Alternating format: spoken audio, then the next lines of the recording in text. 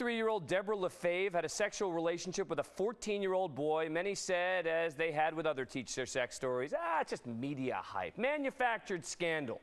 Well, it's a new Associated Press survey which shows sex crimes in schools by teachers and administrators is an alarming reality. From 2001 to 2005, more than 2,500 teachers punished for sexual misconduct. So why do they do it? Some answer that question in their own words. Yeah, he wanted it, and yeah, I gave it to him because at that point in time I was already in the mode of wanting to please him. 14-year-old boy, a very attractive 23-year-old teacher. He's had sex with you. Weren't you scared to death he would tell someone? Obviously not, because I did it again. And again. And again. I kind of developed this idea that it was my role in order to make a man, guy, boy happy. I had to do my part, which was pleasing him in that way. But you felt it was your duty. You didn't really feel as if you had a choice. Exactly. How does a 34-year-old woman fall for a 13-year-old boy? He's quite the man, and was back then, actually. And what were you worried about? His mother getting angry. You weren't thinking to yourself, I could be fired, I could go to jail? Oh, no. It was really a great frustration that I have a job, and I was determined to do it, and he wasn't taking it seriously. And well, he was 13. Yeah. I mean, when you say that, you're kind of expecting him to act and have some responsibility that an adult would have. And at the time, he was not an adult. He was 13. Yeah.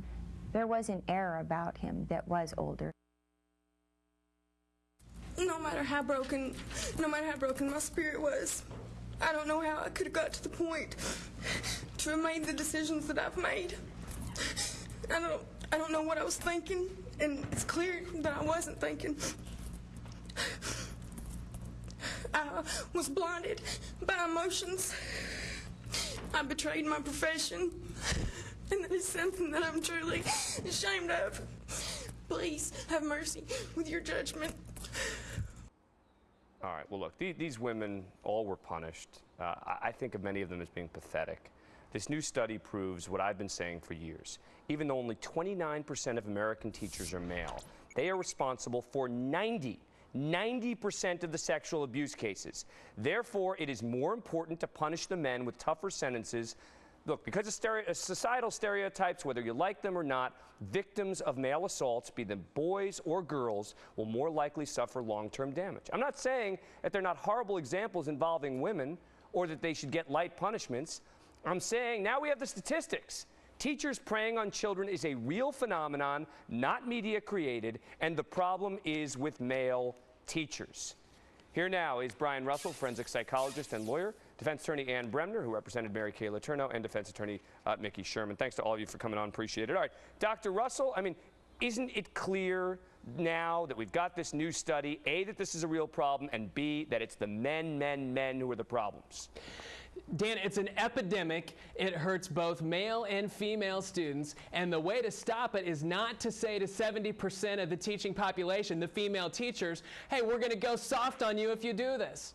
But Mickey, look, we can say that's a nice thing to say, and I'm not suggesting that they get off or this and that. The bottom line is, though, that when it comes to sending a message, as we talk about in the criminal justice system all the time, this new study shows that 90% of the people who are engaging in the sex abuse of kids are men, even though they're only 29% of the teachers. But the men have the power. The men have that total, not Svengali, but they have dominant control over the girls. They're the coaches. They're the handsome guy who teaches math.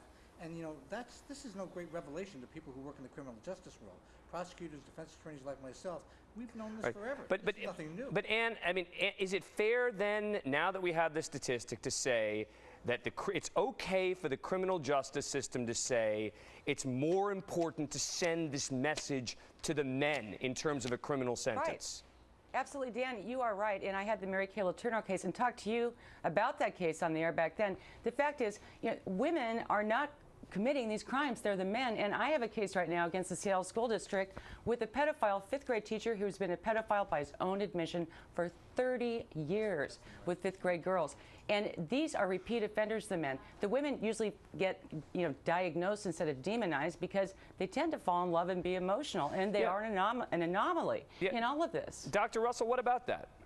Okay, first of all, you don't, I'm an attorney also, and you don't say to this car thief over here, you're going to get a light punishment because you stole a rich person's car and they had 3 other cars, but this car thief over here who stole somebody who just had 1 car's car, you're going to get punished. But what about, I'm asking you to put on your doctor's hat for a minute. I'm going to ask you, are you going to tell me that you think that the long-term psychological damage is equal when the aggressor, when the perpetrator is a man or a woman when it comes to these teacher sex cases?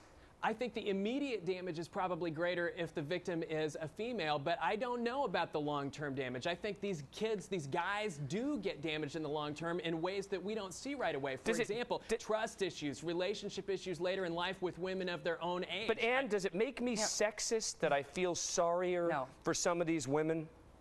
Absolutely, and you're not a sexist, and it doesn't make you a sexist, and I agree with you because there's a reason for having this opinion, Dan, and it's 2 things.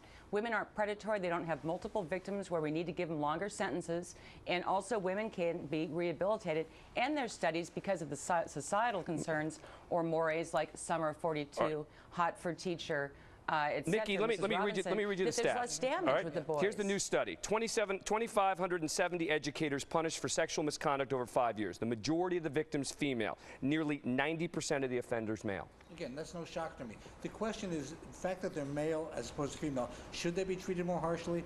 I mean, I agree with you. I know it's politically incorrect to say that, well, I think the men, when they victimize women, it's a greater harm than when the women victimize the boys. And I think that the Lefebvre case and Letourneau, those are aberrations. I mean, Letourneau's a nutcase. Sorry, Ann.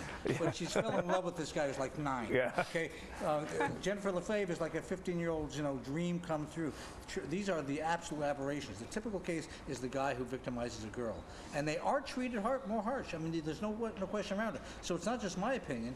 The criminal justice system, when they punish men a lot more severely than they punish women. And do you have a problem with that? I'm supposed to, but honestly, I don't. Dr. Russell, final word on this. I got to wrap it up. You don't punish people more harshly depending on what gender they are, and you don't punish people strictly based on how much damage they did. If it's a crime, it's a crime, whether it's committed by a male or a female perp. All right. Dr. Brian Russell, Ann Bremner, Mickey Sherman, thanks a lot. Appreciate it.